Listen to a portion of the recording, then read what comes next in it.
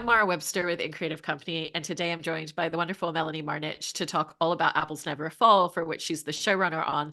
And in starting off and talking about the journey of adapting this, one of the things that the book really gave readers was that just itch to keep turning the pages and keep turning and see what was going to happen next.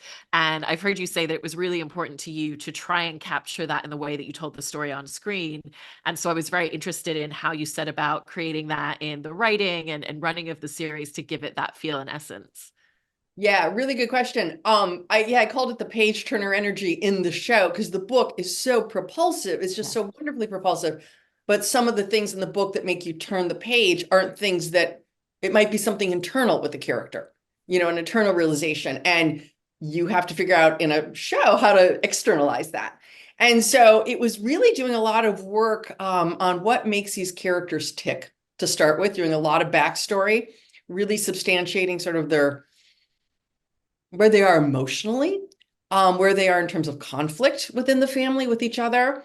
And then, building these stories out. And then in a writer's room, you lay them out on these whiteboards or on cards or whatever it may be.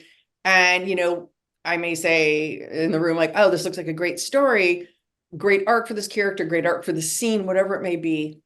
But then how do you energize it? How do you structure it so that it does have that sort of bounce out of something and that need to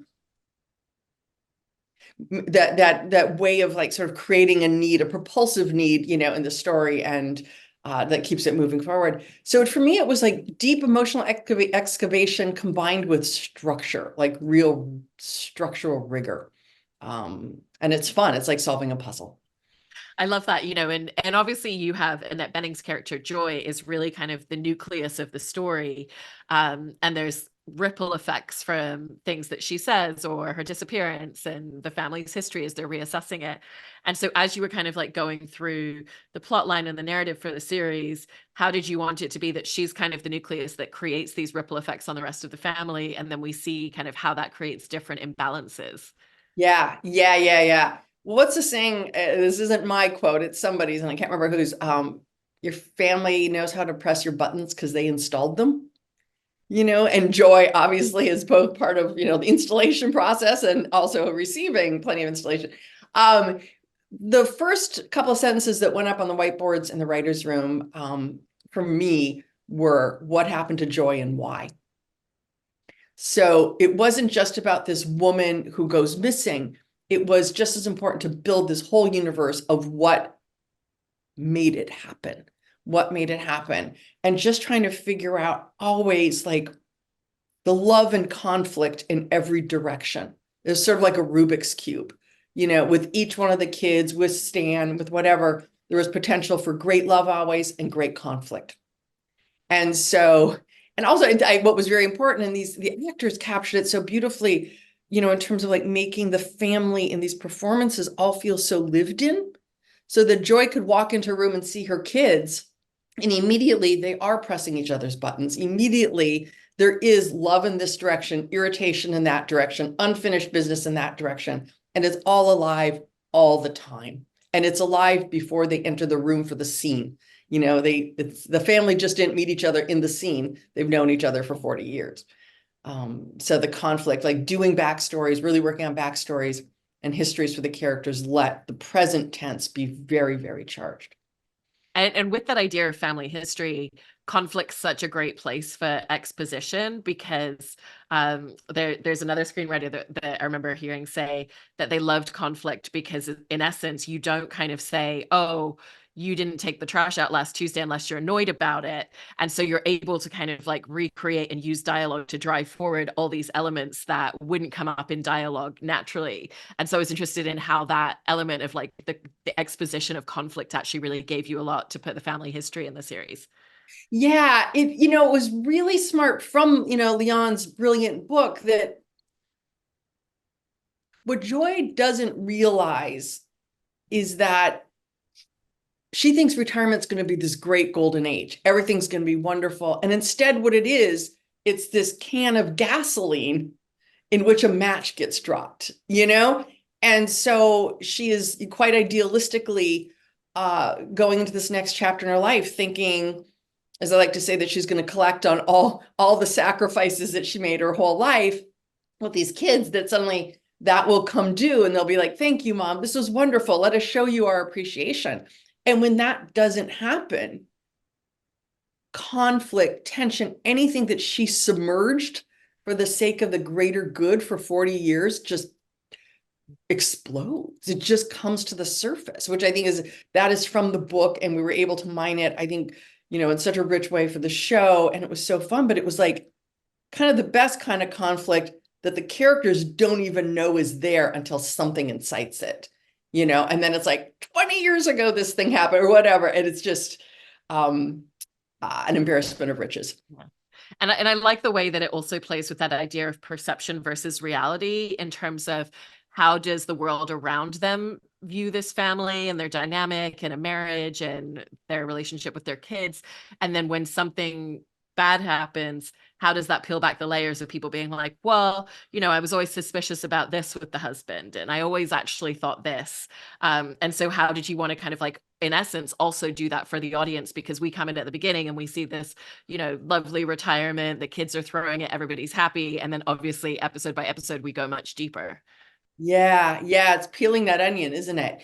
And I think it happens with the neighbors going, oh, I thought it was a perfect family. And then it happens within the family, which was super fun. So they all had, I think it comes from them being a family of competitors, and that need for like top-notch performance, both within the family and then socially. And then suddenly, with Joy's disappearance, this woman who has sacrificed so much and felt invisible and unthanked, suddenly with her disappearance, that sort of veneer that's been over the entire family and all the kids and everybody's lives blows apart. And what I think, again, it's from the brilliant book, but like how her absence causes everything that has been hidden, everything that's been submerged, or kind of like almost contents under pressure, blows, because she's not there to take care. And so I think these characters are almost mysteries to themselves, as what, each individual, not just to each other, but to themselves, finally enjoys absence. They face their own deep secrets that they could never quite face. And so I hope they surprise the audience, because I think they surprise themselves. Yeah. And it's also this journey for Joy in her wanting to have more agency in her existence and the way she moves in the world as well. And so even just things where she's the one that it makes the reveal of, I told Harry to leave Stan, I'm the reason that happened, even though none of you ever knew. How did you kind of set about making specific choices that were very much about Joy kind of reclaiming that sense of agency? Yeah, it was really, when you're creating a series and going back to your whole question of like that page turner energy, characters have to have agency, and characters have to be making profound decisions along the way. And those obviously have to be paced at a certain, tempo and placed at certain places. Like, and so for me, her saying that, I don't think she says that in the book. That was something we did in the show, to make Joy powerful, to make Joy be the one that both saved her life and the family's life and then chooses to blow it up, thanks to Savannah's meddling, but that Joy herself has to have agency in that moment. And so she is the one who's like, I own this. It's a powerful decision. She owns the decision. She owns the collateral damage. She tries to make it better, but it's, that cat is out of the bag and she let it out. But I thought it was the most powerful thing to have that character, unlike in the book, for the sake of TV, have that dynamic decision being made on screen. And Savannah's presence is a really interesting implosion on Joy in a lot of ways, because, there's the negative side of how she's infiltrating the family, but it's also, Joy has kids that love her and a family that adores her, but she has someone who's suddenly appreciating her and looking at her fully in a way that nobody has for a long time. And so how did you want to really use that as a very specific catalyst in their dynamic with each other as well? Yeah, I mean, Savannah is the worst possible person at the perfect time, right? Like if she had shown up 4 months earlier, it wouldn't have worked. And that's what I love about the story is that, like, we can judge people and say, why would you let that person in? Why did you do it? Sometimes it's a matter of timing and a vulnerability lining up perfectly with an event. And Joy's massive vulnerability is just what we're talking about. Like, oh, I'm retired. My life is going to be flooded with gratitude and love. And instead, crickets. And the pain of that makes Joy feel something she hasn't probably ever felt, which is incredible vulnerability, incredible, and the need to be needed. And in comes this woman who, yeah, it's kind of crazy, but she answers something deep in Joy. She answers something.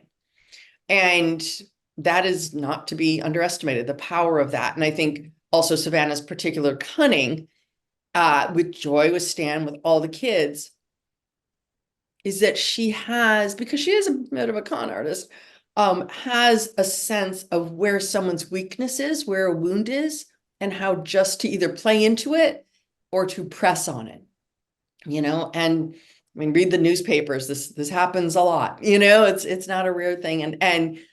But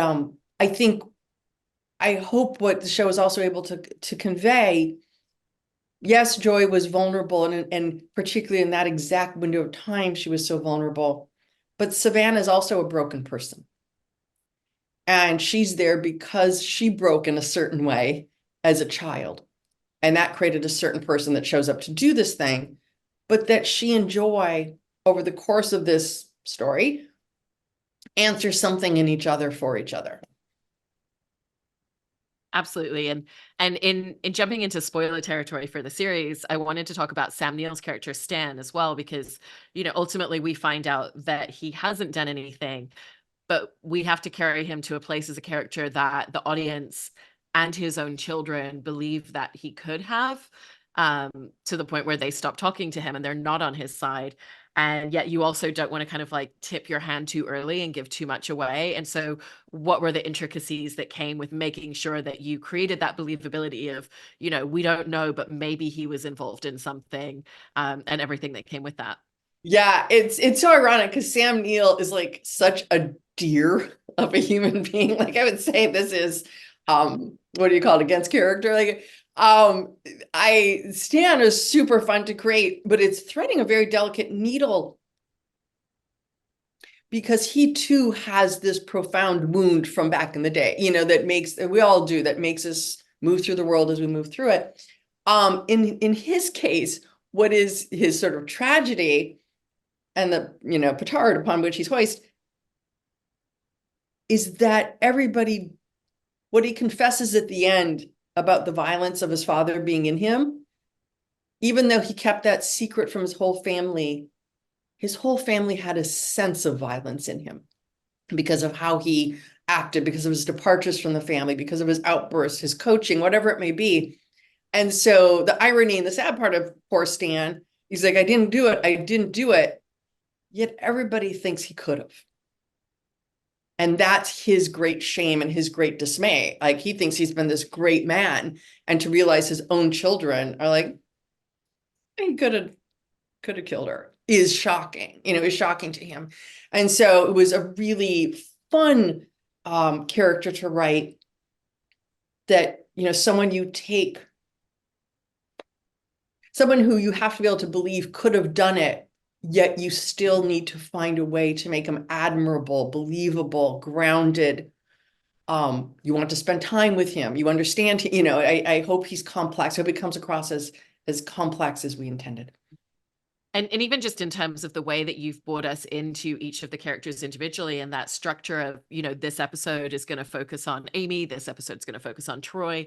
I've heard you kind of say that part of that was you felt like that gave us a lot more richness in terms of character perspective than with an ensemble, trying to give us a little bit of each of them episode by episode. Was that something that you kind of saw very early on in the process, or did you kind of try to write it where it was a little bit of all of them episode by episode and then shifting to that structure? Oh gosh, I remember literally sitting in the writer's room staring at the whiteboard going, oh, I know what we need to do. I can't remember. I think it happened fairly early, maybe not as early as it could have. But it was pretty early, and like literally staring at the whiteboards and knowing, yeah, if you, what do we have? Six main characters in a sense. The family is six people. And if you try and service all of them in any way, you just have this crazy mashup. And so I think it was fairly early, like, oh, no, how do we do this? And then for me, then it was like character per episode, framing it through the damage of the wound, the secret that surfaces for them and Joy's out, like kind of almost an exorcism, along the way. And then I think the hard part, that was one step, but then figuring out the order of characters in which to tell that story. Definitely. And also in talking about Joy's monologue in that last episode, when she comes back, it sounds like that was part of the rewrite process and it wasn't necessarily the first idea that you had. But I always love that journey where the first idea you have might not be the final one or the best one, but it's the path that gets you to the better place. Yeah. And so how did the initial ideas that you had for the last episode and a particular moment like that with the family lead to ultimately the way that you ended up rewriting it and that monologue? I can't remember now. Maybe this is merciful, like what was in there before versus what was in there later. There was a version of the finale prior to the strikes, if I remember correctly, that went further, that covered more time. So it didn't get resolved right away. And then then after the strikes ended and I read it, and also like having spent all those months with those actors and those, characters in Australia prior and really seeing how alive they were and how immediate and how strong. So you have all that, you've learned so much from the shooting and being with these people. And then coming back after the strike and reading the script, I was like, there's no way those kids would not hold her feet to the fire the minute she came in the door. There's just like having gotten to know them even better, or the last pre-strike production ones. I was like, oh, yeah, they're not like, yeah, mom, take your time. They're like, we thought you were dead. It was one of these things where like, oh, of course, there would be greater immediacy. There would be greater need and there'd be greater anger, on all their parts in a sense. Like, what the hell did you do? We grieved for you. We were planning her funeral. Like, what else are they going to do? And then she waltzes in the door and she has her own grievances. And that did come about post strikes because it was like, oh my gosh, this family is strong. They did come together. They did heal in her absence.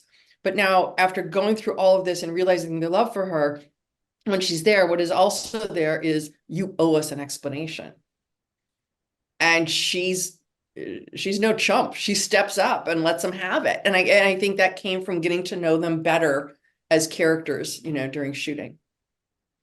I love that. And lastly, I also just wanted to talk a little bit about the visual way that you've kind of told the story and what felt important on screen, because, you wanted it to be this thing where it's a really beautiful setting and location where once you kind of peel it back, there's really terrible things going on and cracks in relationships.